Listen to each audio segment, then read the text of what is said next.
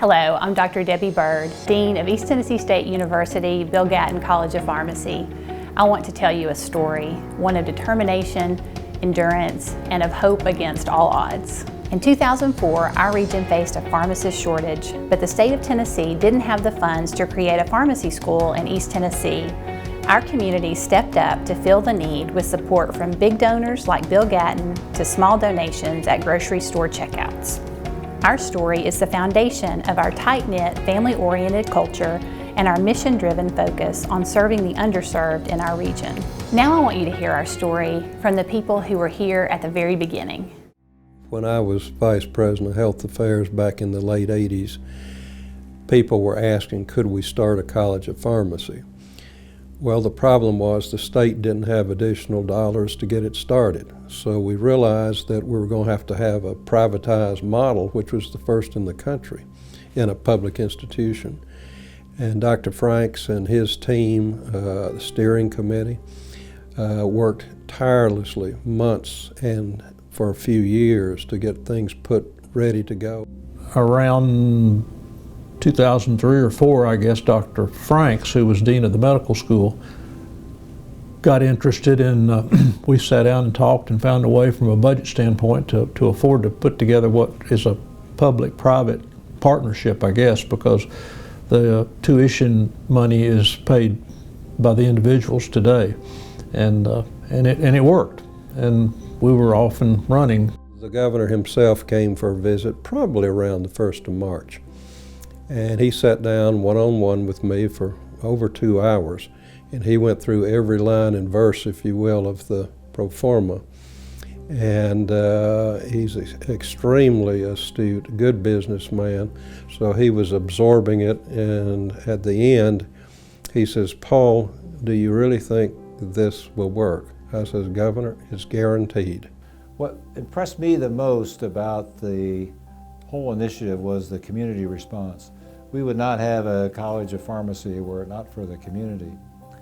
Now I have to tell you, when we first started, people didn't give us much of a chance.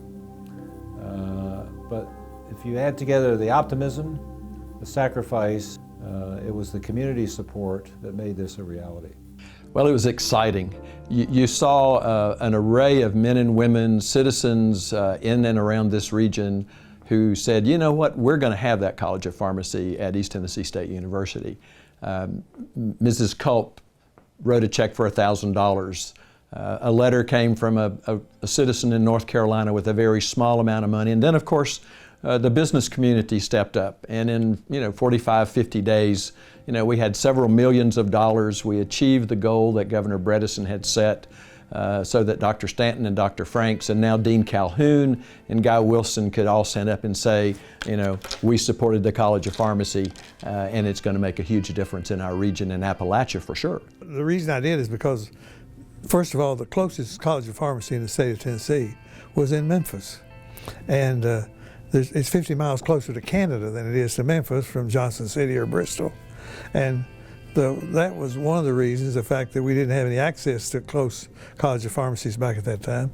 And the second reason was that the demographics of the population was growing older, and there's going to be a need for more and more pharmacists. Larry Calhoun was on that first steering committee. He was actually the CEO of our company at that point, our pharmacy company.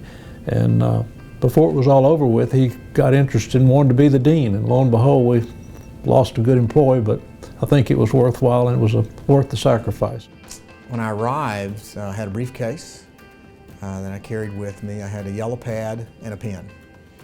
That was pretty much it. And I knew that we had committed to start a College of Pharmacy, and I knew where the accreditation standards were, and I thought, what have I done?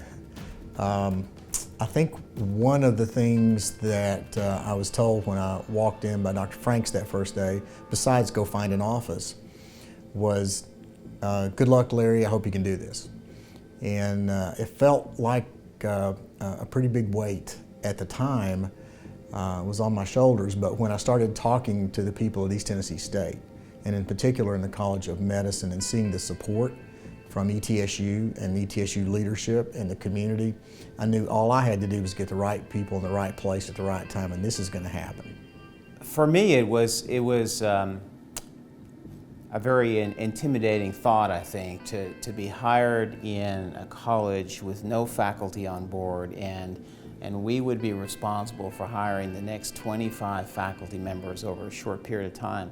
And that was really exciting in some respects because, you know, it's a blank slate. You get to build a school. The applications started coming in, and the pedigrees of the faculty, the institutions at which they had been trained, the type of previous experiences they had had, their demonstrated skill in being professors was evident. I enjoyed being part of one of the inaugural faculty because I was part of the process of shaping the college and, you know, writing faculty bylaws and writing our own tenure and promotion documents and being part of the early admissions process and shaping how, you know, we look at applicants and so many things.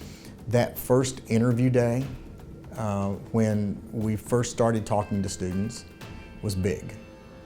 When I saw the faces of the students who came in, who were all willing to put their trust and their hope in a very small number of people, not only was it exciting, it was scary. And you go back to your office after that interview day and you think, I'm going to make this happen. Fast forward, and the next interview day and then first white coat ceremony and every white coat ceremony, every graduation afterwards. While the first one may have been sort of a big thing from an event perspective, it's still, each and every one of them has been as big as the first one. From the very first time that I came to Gatton for interview day, it was pretty obvious what the atmosphere here was like. It's very family oriented. They treat everyone here as if you are their family. And they really they care about you as a person first, outside of being a student. I think this community really invested a lot in us as a class at ETSU, and now it's so rewarding to actually be able to come back and to work for a company like Food City that has so much involvement in the community. Through all the hard work and dedication of Dean Calhoun and his team, he was able to prepare us for our careers, and now I'm able to enjoy an exciting professional career. Now our graduates are out in the world making an impact as pharmacists.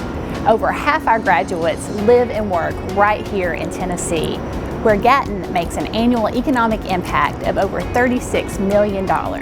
While Gatton started to serve a local pharmacist shortage, we are now competing on the national stage. Our faculty are making a huge impact in research as well as our fight against prescription drug abuse. Our students continue to make headlines for winning national awards. Our history continues to grow with East Tennessee State University's new Interprofessional Education and Research Center, which opened in 2018. Striking a balance of historical character with modern features and technology, Building 60 has been repurposed as ETSU's headquarters for interprofessional education. This building provides our students with additional classroom space, high-fidelity simulation labs, and standardized patient experiences. It also stands as a physical symbol for ETSU Health, where all 5 ETSU Health Sciences colleges come together under one roof.